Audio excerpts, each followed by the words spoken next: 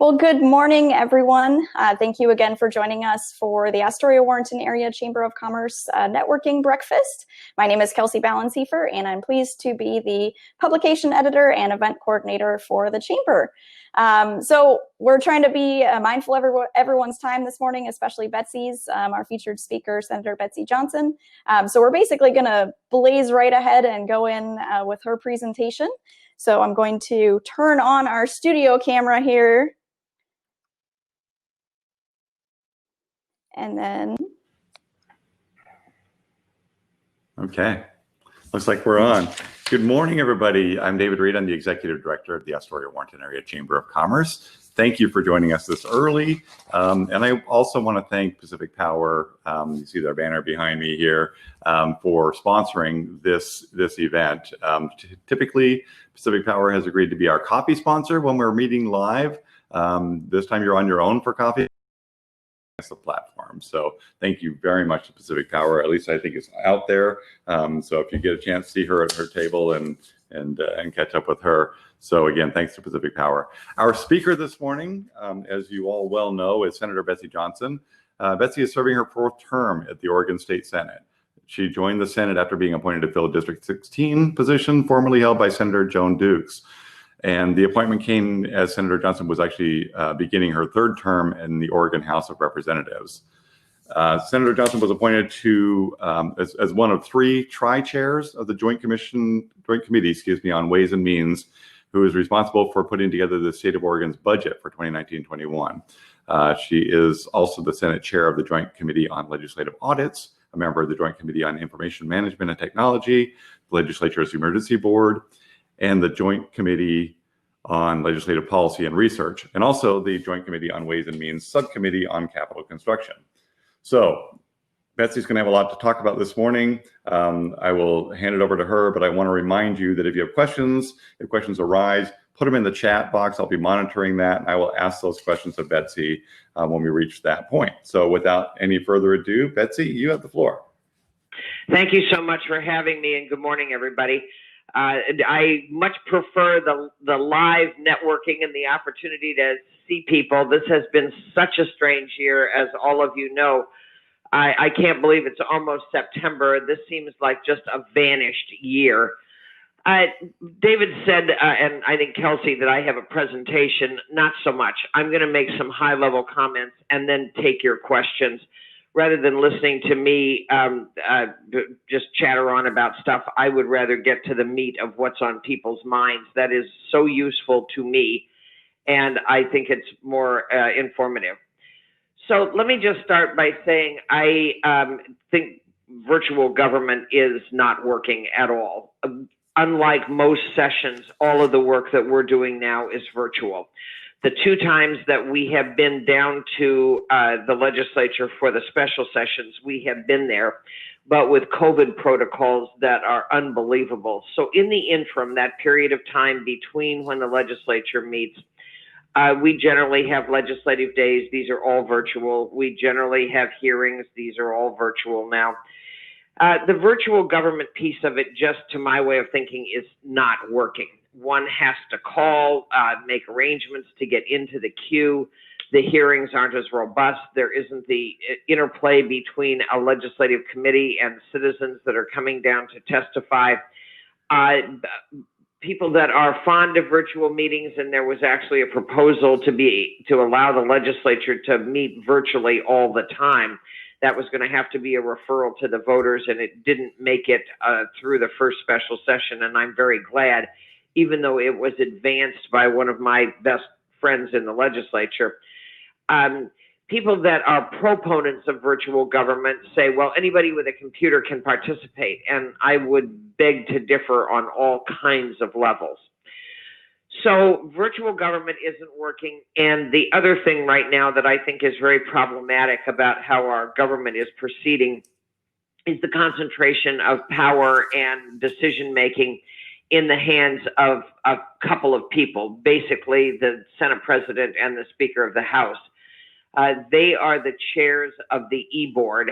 This is the emergency board, the group of legislators that are empowered to come in and make decisions in between sessions of the legislature. I've been on the e-board for a long time, but never have I seen the e-board as abused as it has been this year.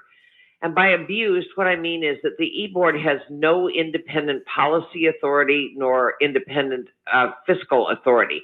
We can only spend money that has been previously approved by the entire body and voted on by the entire legislature. What's happening now is that as Oregon is in receipt of federal funds to deal with the COVID, in the case of Oregon, over $1.3 billion, that money has run through the emergency board. The decisions have been made by basically three people: the governor, the Senate president, and the speaker. The emergency board has been reduced to ostensibly a rubber stamp to spend over $1 billion. The follow through and the operationalization of these funds has been extremely problematic. We have been ostensibly legislating by press release, where somebody says, for example, wouldn't it be a great idea to put $500 in the hands of everybody who's been waiting in the queue to get their unemployment? And I'm sure we're going to talk about that before we're done today. And so it was a great idea. I opined at the e-board that I thought it was a good idea.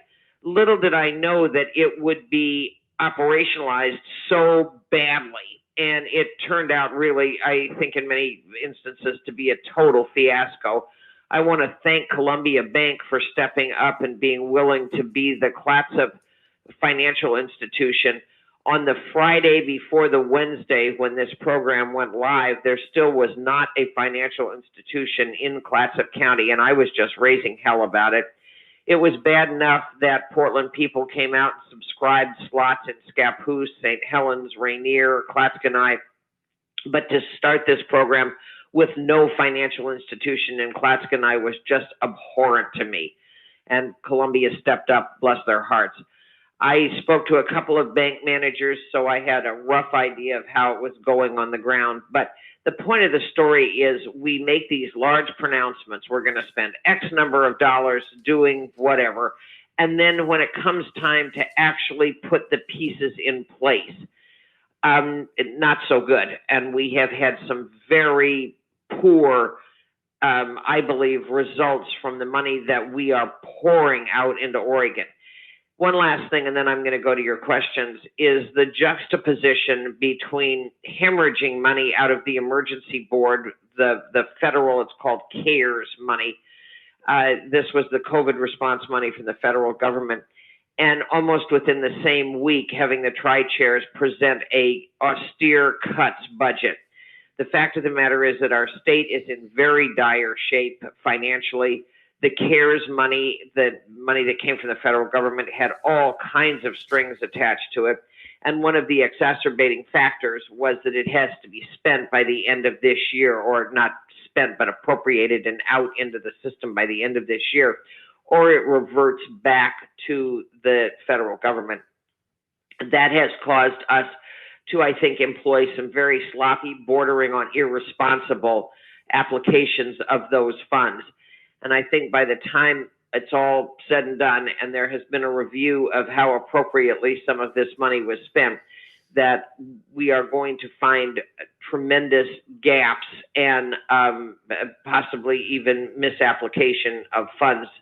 We have pumped money into what are called CBOs, community-based organizations, in some cases to very good result. And I would specifically call out the community action teams in throughout the Northwest, where we have put money for emergencies, rental assistance, food assistance. That has worked very well because CATS, community action teams, are well-known community entities with track records and accountability. In some cases, some of the beneficiaries of this federal bounty of money do not have that track record nor auditability and accountability. So there will be a day of reckoning when we see how well these funds actually got into the hands of Oregonians and were able to be of assistance across a wide variety of applications, whether it is the procurement and the manufacturing of personal protective equipment, whether it is quarantine, whether it is paid wages for people that are in quarantine. I think that accounting for upwards of 170 of these community-based organizations is going to prove problematic. So with that, Mr. Reed, just to get everybody's sort of political juices flowing, I would be more than happy to handle questions as they come up. In some cases, I will know the answer, in some not so much, because of this concentration of decision-making within a handful of people at the legislature. Communication among legislators has not been optimal. And so I am happy to handle questions. Wonderful. Thank you, Betsy. I do have a few questions from the chat. Brian Owen, Seaside Chamber of Commerce Executive Director and well-known troublemaker, and my friend, asks, how can rural Oregon access more of the federal and state monies? It seems like these funds are going to metro areas. That is an absolutely terrific question, and it's one that many of us, Representative David Gomberg in Lincoln and South Tillamook County, and I have been hammering on. Many people think PGE stands for Portland Gets Everything, and that has never been clearer than the distribution of these federal resources. When the money came from the feds, there were specific carve-outs for metropolitan areas over 500,000. So Washington County got a disproportionate share, Multnomah County got a disproportionate share, and Portland got a disproportionate share. The three entities immediately set to fighting with each other. The Senate President and the Speaker of the House gave them instructions on how they ought to share, and got basically a letter saying, mind your own business.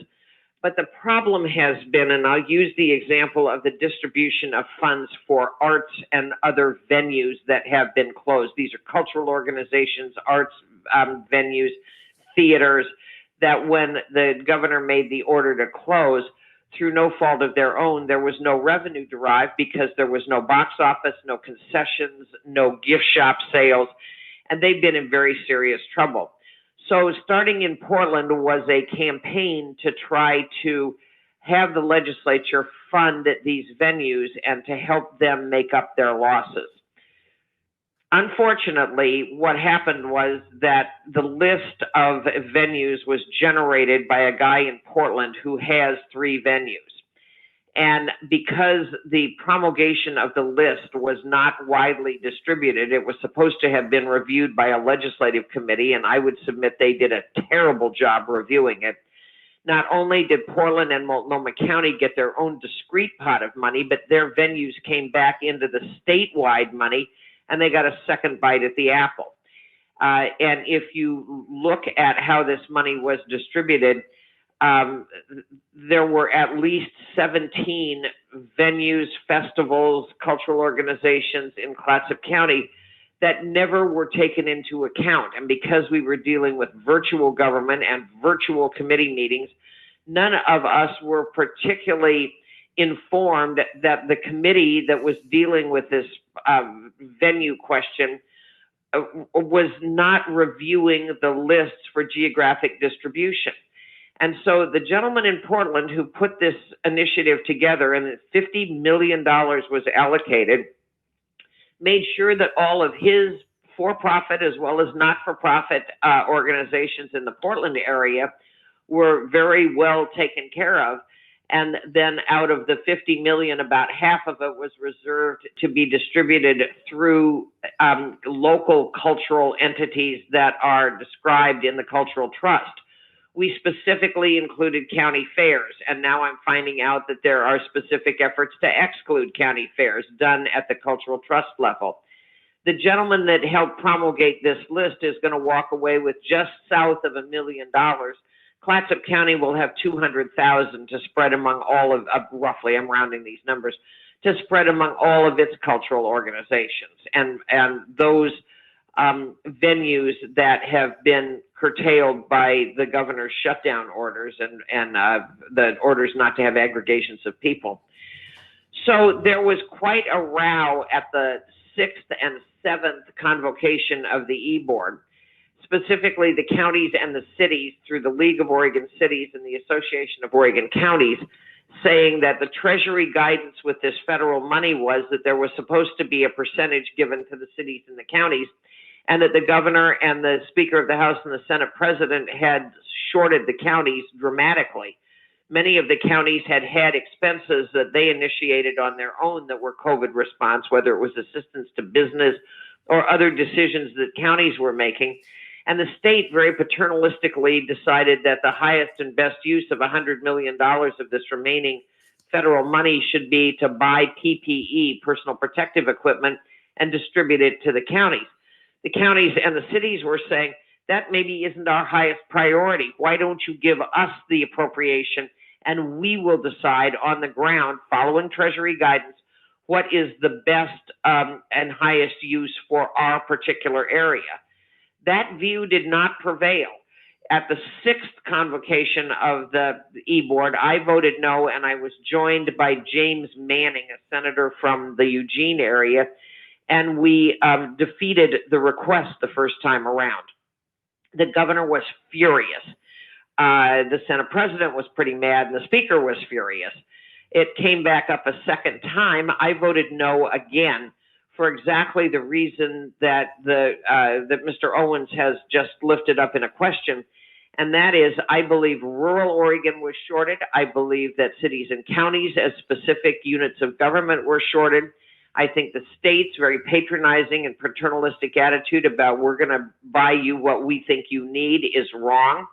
It raises lots of questions about how the state's going to manage all of those personal protective equipment purchases, what they're going to do to try to advance Oregon companies that are in this procurement and supply chain, all kinds of questions. Again, it goes back to the fundamental problem of how do you operationalize all of this stuff? And that's where I think that the legislature has either shirked our responsibilities or just flat missed the boat. It was a good idea to do X, but when it comes time to actually put X into operation, I think we've done a very substandard job. As far as your specific question, how do we get them more money? Probably at this juncture, we don't. We are at the end almost of the expenditures from the federal money. Not all of that money has been spent. Many of us are asking for the leftovers. Can we reappropriate those to the cities and the counties? Excuse me. But that decision is made higher up the food chain than I am. And I have certainly expressed my vociferous opposition to the state making all of the decisions about how this money is going to be spent to the detriment and the exclusion of cities and counties. But that's really a question for the Senate President, the Speaker of the House, and the governor, because they're the ones that have had their hands on how that federal money gets divvied up. There was never, there was a very high level plan early on that put some of that money into various buckets. But I believe that the cities and the counties have gotten shorted. Thank you, Betsy. At the risk of raising your blood pressure, Jeff Hazen has a question. Can you update us on the status of processing unemployment claims? Oh, God. Well, the status and the processing is appalling. It is appalling. Every day for me is like Groundhog Day. It starts exactly the same way. I come in and pick up between 5 and 12 unemployment claims. Now that people have been waiting upwards of 20 weeks, they are getting increasingly desperate. The rules have been vague. They call it guidance. The rules and guidance have been vague. The forms have changed. The fundamental problem is that as far back as 3 governors ago, there had been audits saying that that system that's based on a computer platform that was in use when I was in college, that system was vulnerable. It was vulnerable on a good day. Nobody anticipated that upwards of 400,000 people were going to claim insurance. And then again, that the rules would continue to change, that we would have presidential executive order changes that we're now apparently going to apply for, even though the $300 coming from President Trump will include a very healthy match from the state of Oregon. We had the $600, the PUA. We had regular unemployment. We have a department that was so ineptly operated that the governor finally, after she was called upon by our 2 United States senators, she and several of our congresspeople, she finally fired the woman that was running it, a woman named Kay Erickson. Kay Erickson's very competent second in command, a guy who was actually running the unemployment program, a guy named David Gerstenfeld, is now in as interim head. Right after the governor fired Ms. Erickson, several, I'm going to use the nomenclature, navigators were established within the department to help legislators help their constituents. There are 90 of us, and I may be a little atypical because my name got out on a Facebook posting someplace, and so people from all over the state were calling me for help. But I am not atypical in that legislators were getting contacts from their constituents saying, I've been waiting X number of weeks, I need help. We're using these navigators. It became known to the public that there was the possibility of some kind of preferential treatment by virtue of being connected up with a legislator. We were absolutely swamped. My phone was ringing off the hook. I have had to get insulin for people because they were so low on funds. People have sold their car. They're dipping into savings. The state of Oregon talks about the virtue of saving, and by the fact that we are screwing people out of their paid for unemployment benefits, they're now depleting their savings. People are on the brink of getting evicted. They don't have food. It has been a nightmare. But by virtue of the fact that people were getting so desperate and that this idea of using legislators got out into the public square, we were inundated. I probably have 220 open claims right now that I'm trying to push through. The department continued to hire people, continued to put in phone lines. The people aren't trained. The processes change. People wait on hold for 6-7 hours only to have the transfer occur and then get disconnected. Or they get somebody that goes, well, I don't know how to solve that problem. It has to go to a higher up, what's called an adjudicator. The adjudicators are supposed to be the people that actually untangle these claims. Let me give you an example.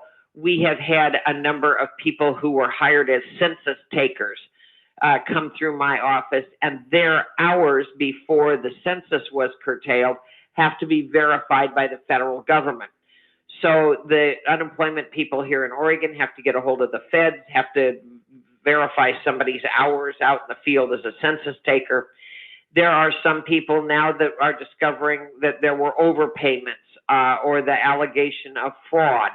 I had a guy who'd been waiting for 16 weeks to get anything. He finally got a whole slug of checks, sent them to his credit union back on the East Coast.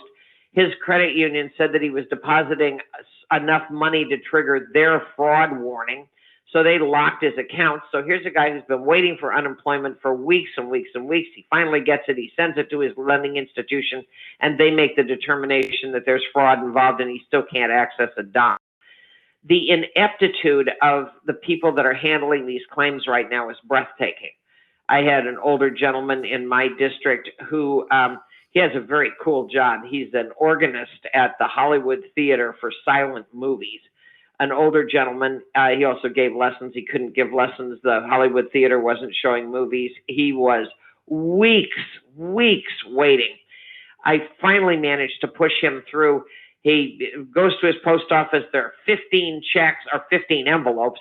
He thought they were checks. I'd called him the night before and said, I think we've gotten your case resolved. So he runs down to the post office. Here are all of these envelopes. He runs immediately to his bank because he thinks all of the envelopes are full of checks, and every one of them was a rejection letter. The guy called me, he was practically in tears. This has been, by anybody's estimation, one of the grossest failures of government that I've ever witnessed. And if I were queen tomorrow, the first thing I would do is to stop all new programs, get state government organized so they've got can-do, want-to, will-do people running the agencies, and then give them the tools that they need, like modern computer systems that all talk to each other, that are on common platforms, and restore people's confidence in the state's ability to perform the fundamental functions of government. So they've hired on all kinds of people down there. I think they've got 500 people doing this work. They've got a little choke point of adjudicators that are the more competent claims processors that are trying to untangle some of these difficult claims. We've now added the possibility of the presidential order to have the additional 300. They still don't have the PUA processed. I still have a few cases of just regular unemployment that are unprocessed. The department keeps promising that they're going to get things, they set these arbitrary deadlines for themselves and then miss the deadlines. They're using a lot of tricky nomenclature. For example, they say, we're going to get all of the PUA claims processed. Well, their idea of processed apparently is that somebody looked at it or put it in a computer or put the claims forms in a pile. My idea of processed is that Jeff Hazen has a check in his hand. It has been an embarrassing, appalling failure of government. And I stopped making excuses for it early on. This never should have happened. When the governor was Secretary of State, there was a scathing audit issued about the status of our UI system. There was no leadership, no urgency, nobody did anything about it. This is an executive branch function, and the legislature asked over and over again, when are you going to do this? When are you going to do this? When are you going to do this? The employment department is an executive function. That means that the governor's office is responsible for the functioning of those offices, not the legislature. The legislature appropriates the money when there is an adequate plan. Modernization was paid for about a decade ago, and nobody ever said we're going to modernize. Now they're trying to modernize while still trying to process claims. It's like trying to change the tires on a car that's driving down the freeway. So it is regrettably a failure of government. And I don't know, Jeff, if you have a subtext question, I can just go on lamenting how broken it is. It isn't going to get fixed for a long time. Some people are being told that they are still 10 to 14 weeks out in adjudication. And again, the benefit keeps changing. The rules keep changing. I don't know where the state's going to come up with the 25% match that we need to implement the president's $300 additional payment to Oregonians. I think the fact that $35 million was distributed in about 3 days gives a sense of scale for how desperate Oregonians are. And then we're going to have the cliff where people begin running out of benefits, and the economy has yet to rebound. And if, in fact, the economy continues to be shut down, we just accelerate this problem.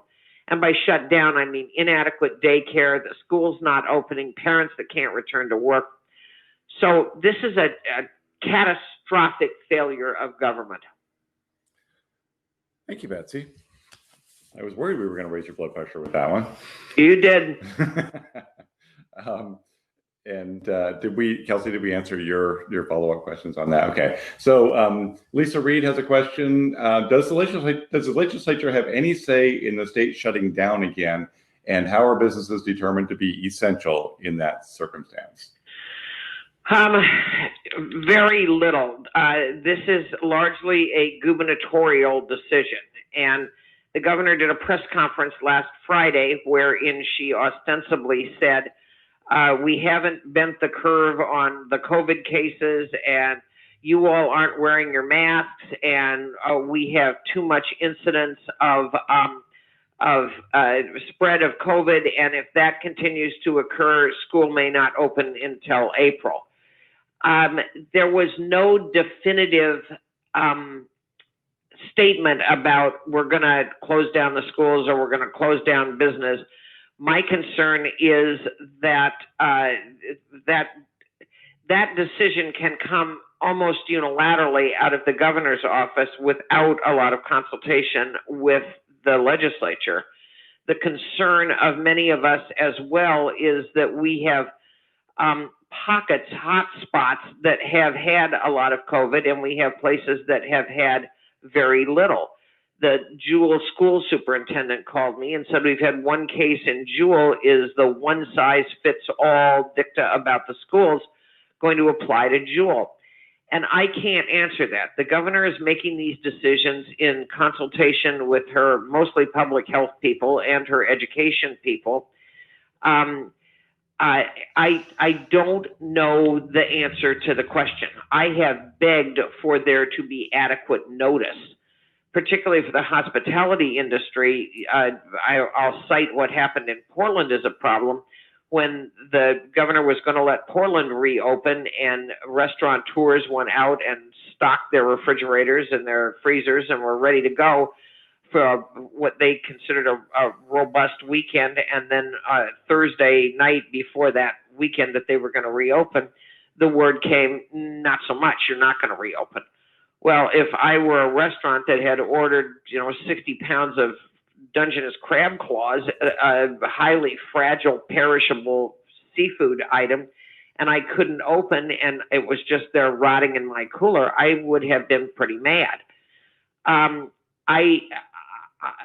to your second question about what's deemed essential, that there has been, to the best of my knowledge, and I would have to turn to David and Mr. Owens, the chamber people, to ask whether or not you have gotten any specific guidance on that point.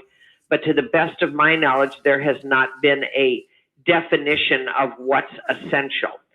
I mean, one can use one's common sense to figure out that hospitals probably are, grocery stores probably are, but I don't know what else specifically characterizes a company/business as essential. And therein is part of the rub. The definitions are sufficiently amorphous that it's incredibly difficult to say, well, yes, my business is essential. And as a result of being essential, I can characterize my employees as being essential. There are those that would say people that are working in agriculture are essential. Any part of the food supply is essential. But there is not, to the best of my knowledge, a checklist that says this is what qualifies a business or an employee as essential. David or Brian, are either one of you aware of any guidance that's come to the chambers? No, I mean, we had the sort of guidance that you just talked about, which is here's some examples of things that are essential, but not this is a list of things that are essential, and nor is there any, these are the notifications to those businesses, they are in fact essential. Well, and sometimes the guidance is so weird. I'm talking to a guy that's just on the edge of my district. He isn't actually a constituent, but he owns a bowling alley, and inside the bowling alley is a restaurant and a pub. Well, the restaurant and the pub, I mean, they're co-located. They're in the same building. The restaurant and the pub were allowed to reopen, but bowling apparently was too dangerous. And it is the bowling that drives people into his establishment who then eat the burgers and drink the beer. And he has called me in absolute desperation. He's finally stopped calling because I didn't have an answer for him, which just hurts my heart that I can't help a guy who has invested in two big, sophisticated, attractive, fully modernized bowling alleys, and he's now shut down. This essential piece of his business is shut down because bowling is deemed by somebody to be too dangerous, but drinking a beer and eating a burger right next to the bowling lanes isn't. Go figure. Got it. Thank you. Brian, by the way, says the same thing. He said it's clear as mud. Yeah. So final question for you. This one comes from Kevin Leahy. What can we as... Now, that's not fair. Kevin Leahy has been on the front lines of this. He knows more than I'll ever know about the benefits.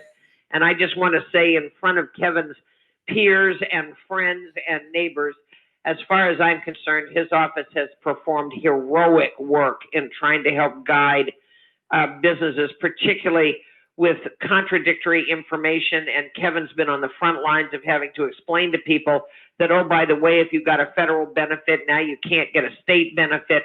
Nobody wants to deliver that kind of news. But before Kevin embarrasses me by asking me a question I probably can't answer, I just want to say I think he has done remarkable work under very challenging circumstances. We completely concur. It has been phenomenal watching them, and they've been wonderful leaders in what we've seen so far. So again, thanks to Kevin and his team. Kevin's semi-softball question for you is: what can we as chambers, EDC, elected officials, and community leaders do to communicate the importance to state leadership to not have CARES Act funding tied to Phase 5 funding? Does that make sense? I think continue to weigh in with the Speaker, the President of the Senate, the Governor's Office, the economic advisors in the Governor's Office, your people at the Regional Solutions Office, Jennifer Purcell, Leah Horner, the Governor's Chief of Staff, Nick Blosser. The word has got to get through to them from people that are dealing with his benefits on the ground that it's not working. And I likened it at one point to throwing somebody drowning 10 feet offshore, 6 feet of rope. I'll tell you, the governor didn't find that amusing. Anyway, it's incredibly difficult. And until we get the backbone of our economy, small business, back up and running, we're never going to see what a recovery would look like.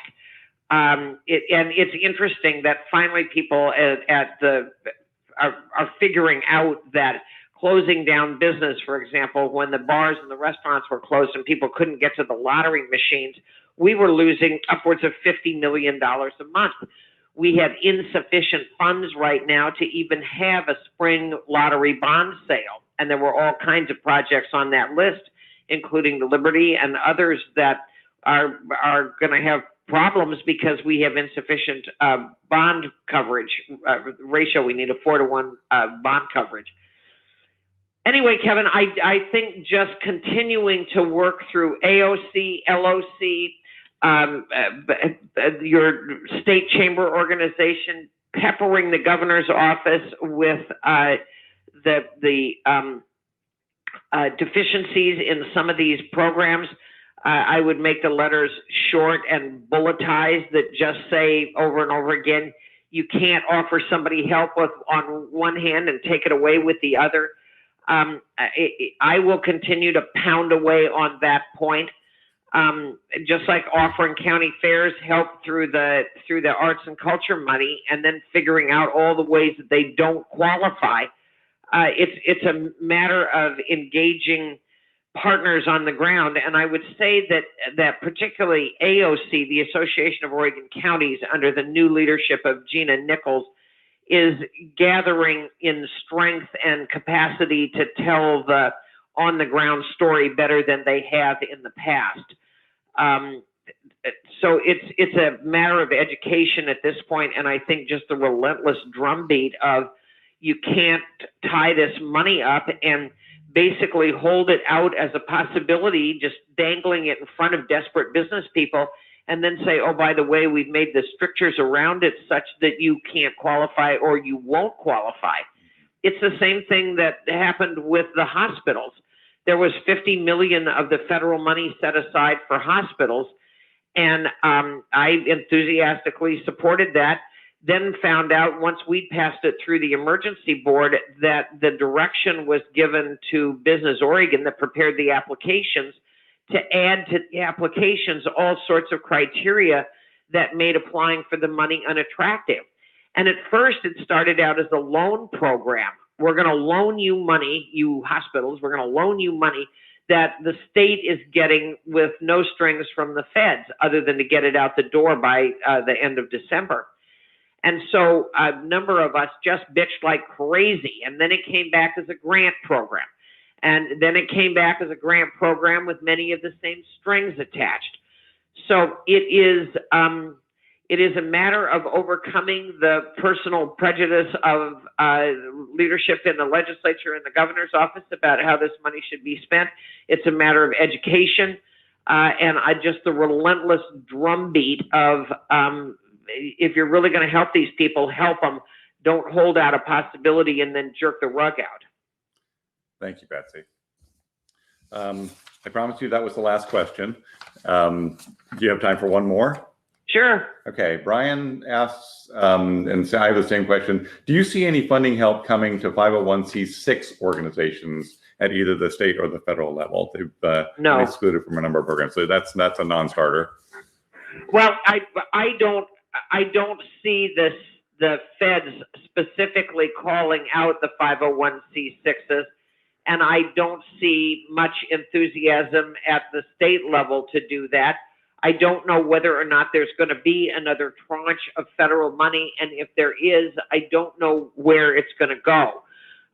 Congress is back bickering about help for the country and getting absolutely nothing done, and that's a national shame that we have such dysfunctional Congress, and a pox on both the Republicans and the Democrats for not knowing how to make a deal. But I don't know if that money will come with strings. The first tranche of federal money had 46 different streams of money, and all of it had specifics with it. So assuming that Congress can make a deal, I don't know how that money will be earmarked, but I can't imagine that there's going to be an actual call out for 501c6s, as valuable as that would be, because in many cases, it's those organizations that have helped business, especially small business, navigate this labyrinth of regulations and rules and guidance, particularly when they're talking to desperate people who are seeing their entire investment and their business vaporize right in front of their eyes. So I would be an advocate for doing that, but I can't imagine that there would be a specific call out for 501c6. Thank you, Betsy. And that for the viewing audience, 501c6 is it includes chambers of commerce. So it's just sort of a self-serving question that we had. So Betsy, thank you very, very much for this time, for the thought and the effort, and the nice things that you said about Kevin. We can all say the very same things about you. I have been watching from the very beginning. I've been on 1,000 Zoom calls, and you've probably been on 10,000. And watching you fight for this community and think things through and speak to anybody who had a dog in the fight, which is everybody, and really fight. You've been an inspiration to me, and we appreciate your help, and we know you're not done. So thank you. Well, you're very kind to say that. This has been an exceptionally trying period for everybody. And I think the uncertainty of what a post-COVID Oregon looks like just permeates everything that all of us do as members of our community, some of us as elected, some of us as navigators like the chambers are for others. The uncertainty of what do we look like when this is quote unquote done? What does done look like? I mean, people just yearn for the human contact of shaking hands with somebody or hugging somebody, and having the prospect of a disease that you don't know when it's going to strike, you don't know the severity, has been incredibly unsettling. And the guys that I feel the sorriest for right now are many of the high school kids. My husband has a couple of really wonderful kids that have worked for him all summer, and on what ought to be the happiest time of their lives when they're headed off to Beaver Nation, and another one is headed off to an aeronautical academy. They don't know whether they're going to go. They don't know whether they're going to start college online or what. The level of uncertainty, I think, has taken an enormous toll on all of us. And I know that you all join me in hoping that normalcy returns soon. The two other thoughts I'd like to leave you with is that Oregon right now is subject to a lot more thunder and lightning on Monday, Tuesday, and Wednesday of this week. Keep those brave firefighters in your thoughts and prayers. And again, just remember what a consequential election we have coming up. It's difficult to remember that we're in an election cycle, but we are, and it's going to be a very consequential cycle. So I hope people stay engaged in our civic processes. And thank you for having me this morning. Thanks, Betsy. And we're out. Okay. Jessica said on the chat there, of course, thanks to Betsy and everybody for the kind words. The biggest kudos should go to the small business community who are bravely navigating the complexity of all this to keep our economy going. And I've said it as well, Jessica. Small business, that's what small business is. It's figuring stuff out. It's being faced with problems and figuring them out. There hasn't been a bigger one in my recollection than this one. And clearly there needs to be help from the state and the federal government. We are glad for that help. But that doesn't absolve us of the responsibility of taking care of as much of this as we can ourselves. And obviously, that's even more important now. We've just got, we just cannot rely on this to continue. So it's together. It's how we get things done. I'm preaching to the choir here because you're all members of the chamber. You're all members of organizations. You're all in the community working to make it better. But that's the only way we're going to get out of this is together. So thank you for being members of the chamber. One note I made to myself this morning was don't forget about masks. If you need masks for your employees, or you know of any other business, chamber member or not, who needs masks for their employees, that's an expense that they don't need to have right now. We've got them here. They're coming from the county, coming through the state. There's no charge for them, so get them to me. I've got them sitting here, and I've got more than I have demand for. So please send people my way for that. Okay. Couple of quick things, and we'll let you get back to networking. We have an update from Kevin, so I'm going to send it back to Kelsey and have her deliver it over to Kevin for Cedar update.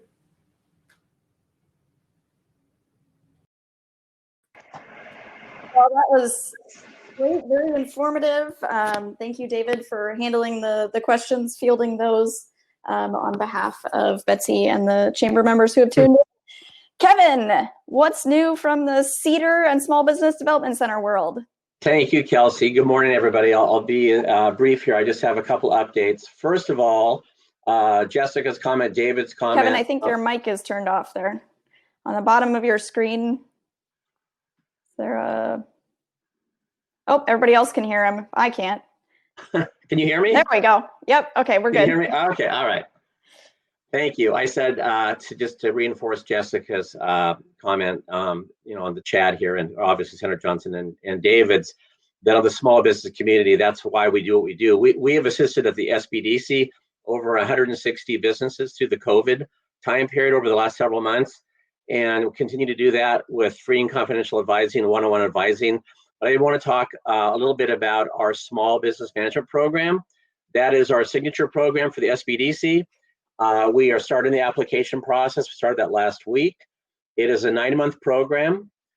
We started on October the 7th. The application process goes through September the 11th. And what is SBM? It's a 9-month executive business management course for established business owners, in which your business is the textbook. And again, I could go on and on. I'm going to read a couple bullet points here, but many participants have been through this program with us before. I just want to kind of just mention the class meets every other Wednesday afternoon. We're going to start doing it via Zoom until we can do live delivery again.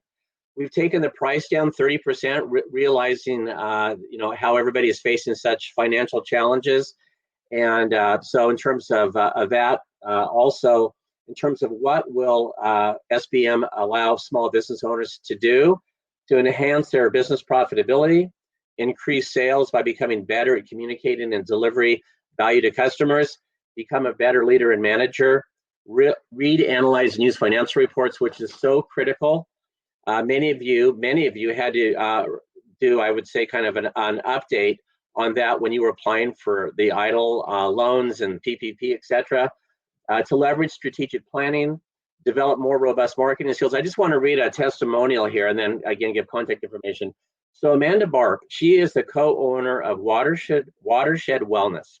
And she was a member of our cohort last year, which was, I think, really one of our best cohorts we ever had. She said, I've taken a lot of business classes, worked with several coaches, and been in business for over 10 years. I took part in the small business management class and found the speakers, content, and mentorship to be exactly what I needed to take the development of our business to the next level. Jessica Newhall. Jessica is our program manager and facilitator. Please contact her or myself with any questions. Jessica's number is 503. If you can put this up on the chat here, Kelsey, 503-338-2343, or sbdc@clatsupcc.edu for questions, applications, et cetera, et cetera. So thank you on that.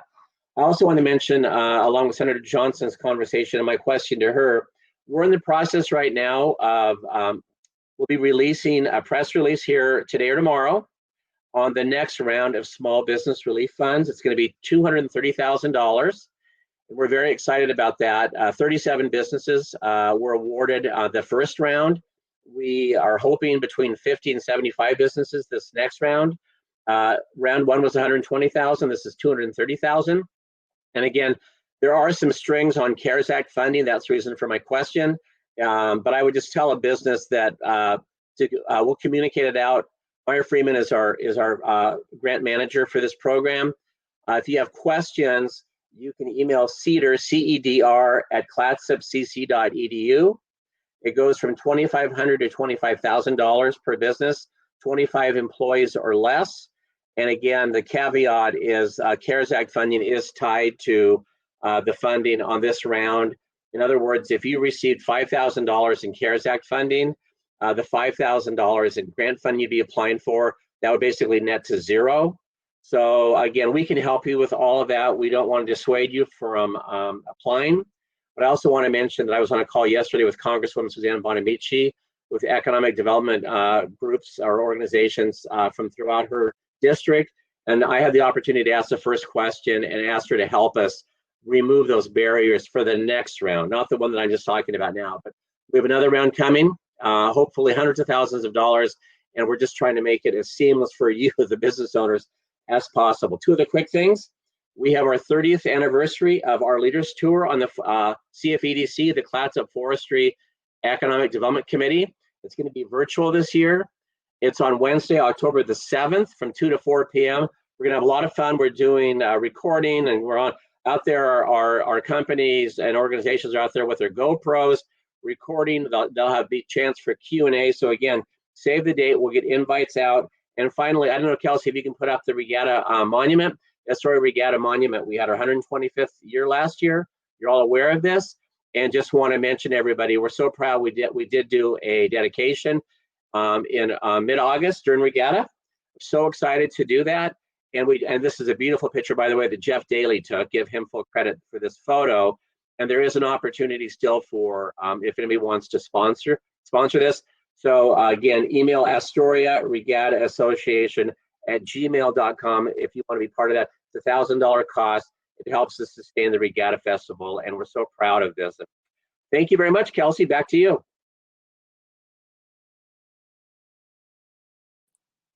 Great. Well, thank you so much, Kevin. Appreciate the update, and happy we were able to share the photo of the brand new Regatta Monument. If you haven't already been down there to check it out, it's really cool.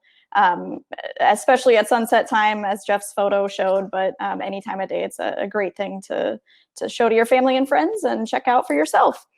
So coming up next, we have Jerry Sandnes, our membership coordinator with the Chamber, and he is going to be sharing more about our new members with us. Jerry, are you there? Turn on your camera and mic. There we go. There we go. I am here. Good morning, everybody.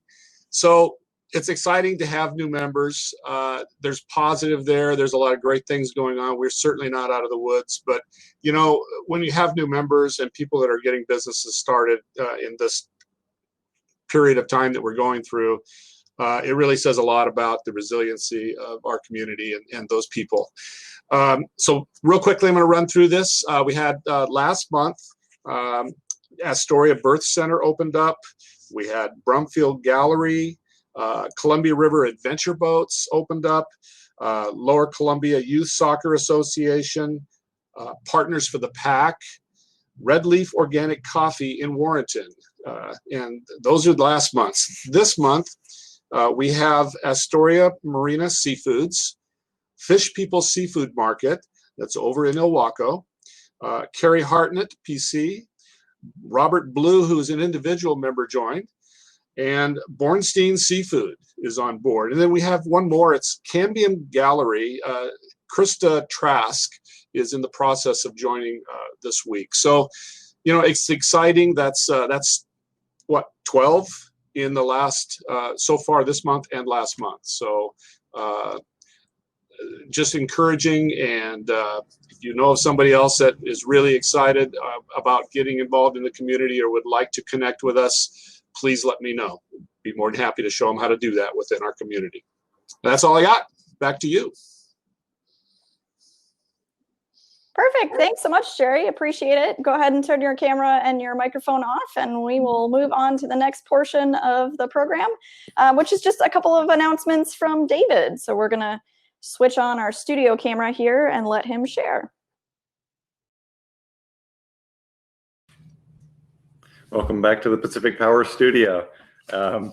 So once again, thanks to our speaker today. Thanks to our newest members. That's very exciting. It just again shows the power of coming out of this thing together.